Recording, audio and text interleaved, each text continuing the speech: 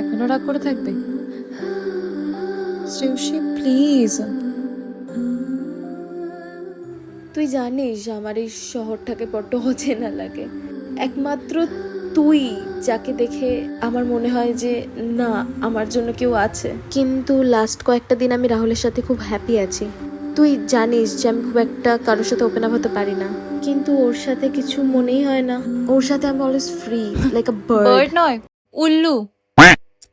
শ্রেয়সী দেখ, আমি চাই না তুই হার্ট হ।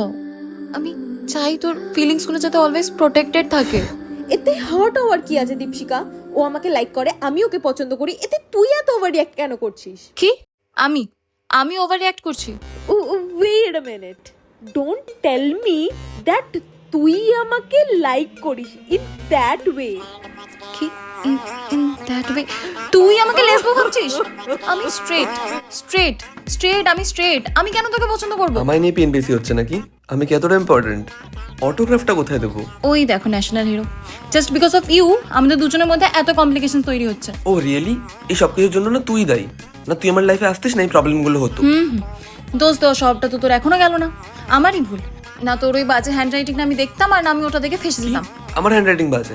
নিজেরটা দেখেছিস? ওটা তো কাকের ঠ্যাঙের মতো। কি? এই দাঁড়া, তোদের এই নোটবুক আর এই হ্যান্ড রাইটিং এর ড্রামা শেষ হলে আমার কিছু ইম্পর্টেন্ট বলার আছে। দীপশিকা, আমি রাহুলকে ভালোবাসি। কি? তুই এখনো কিছু বলবি না ওকে? তুই তো এটাই চাইছিলি।